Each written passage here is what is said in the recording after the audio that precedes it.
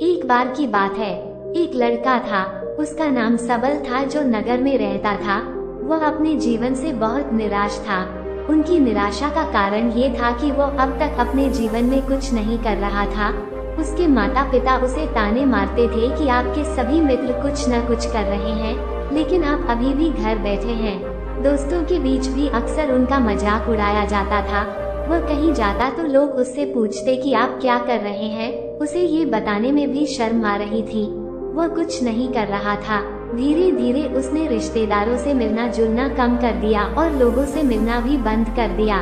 वह ज्यादातर समय घर पर ही रहता है। वह अकेला रोता है और भगवान को कोसता है और अपनी किस्मत को दोष देता है। अब उसे अपना जीवन बोझ लगने लगा था। कभी कभी वह सोचता कि कब वह कुछ करने के योग्य बनेगा, और फिर वह सोचता कि जिंदा रहने से अच्छा मर जाना है। एक दिन वह अपने नगर की एक गली से गुजर रहा था। तभी उसने देखा कि एक उपदेशक दुख और परेशानियों पर उपदेश दे रहा है। वह भी उसी भीड़ में सबसे पीछे बैठ गया और गुरु के प्रवचन सुनने लगा। उपदेशक कह रहा था, दुख एक शिक्षक की तरह है, जो हमें जीवन की सच्चाई दिखाता है और हमें जीने का सही तरीका सिखाता है। आप चाहें तो जिंदगी जीना भी सीख सकते हैं। गुरुजी उपदेश दे रहे थे कि तुम चाहो तो कुछ भी हासिल कर सकते हो, और अगर चाहो तो एक कोने में बैठकर रो सकते हो। इन सभी बातों को सबल ध्यान से सुन रहा था, लेकिन शिक्षक की यह बातें पसंद नहीं आई। उसने खड़े होकर कहा कि कुछ भी सिखाने से दुख दूर नहीं होता।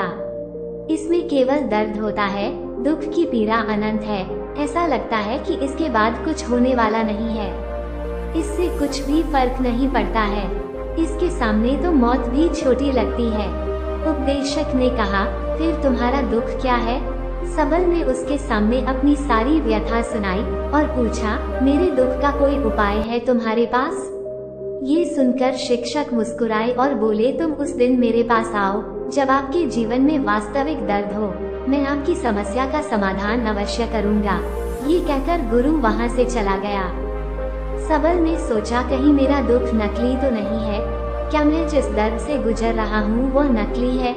मेरा दुख कोई नहीं समझ सकता। जब माँ बाप नहीं समझते तो गुरु क्या समझेगा? उनके दुखों से व्यथित होकर सबल ने एक फैसला लिया कि अब वो कुछ करेगा। सबल ने एक छोटा व्यवसाय शुरू किया, पर उसे सफलता नहीं मिल रही थी। लेकिन उसके घर वाले पूछते हैं कि क्या वो कुछ कोशिश कर रहा है। वह अपने व्यवसाय में लगा रहा और धीरे धीरे उन्हें सफलता मिलने लगी।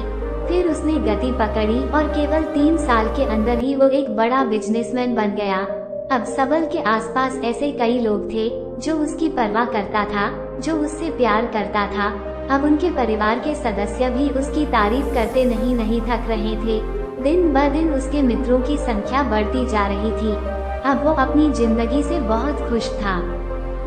उनके कुछ दोस्तों ने उन्हें सलाह दी कि जब आप एक बड़ा बिजनेसमैन बनकर बहुत खुश हैं, तो सोचिए आपको कितनी खुशी होगी अगर आप इस शहर और इस राज्य के सबसे बड़े बिजनेसमैन बन जाते हैं।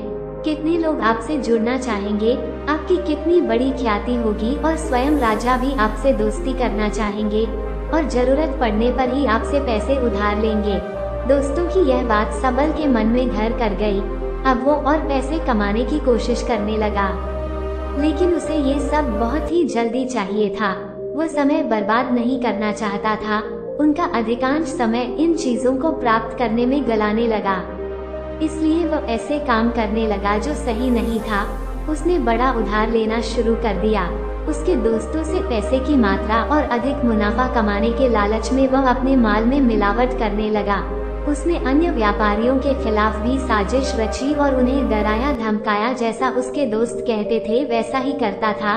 वह इन तरीकों से ज्यादा पैसा कमा रहा था, पर अब उसके जीवन में पहले जैसा चैन न था। उनके मन की शांति गायब हो गई थी और वह रात को सो नहीं पाता था। वह हंगामे में रहता था। वह सब कुछ पाकर भी उन्हें किसी चीज में सुख नहीं मिल रहा था। एक दिन सबल अपनी गाड़ी में कहीं जा रहा था। तभी रास्ते में उन्हें उपदेशक का आश्रम दिखाई दिया। वह रुका और गुरु के पास जाकर बोला, संत, आपने मुझे मेरे पास आने के लिए कहा था जब मेरे जीवन में सच्चा दुख आता है। अब मैं बहुत दुखी हूँ कि मेरी नींद हराम हो गई है। मुझे कहीं भी शांति नहीं मिल रही है। इस प्रकार सबल ने अपनी सारी समस्याएं गुरु को बता दी। गुरु ने कहा, जब तुम पहली बार मुझसे मिलने आए थे तभी तुम किसी दुख में थे, आपने उस दर्द से क्या सीखा? सबल ने कहा कि सिर्फ सोचने और चिंता करने से कुछ नहीं होता।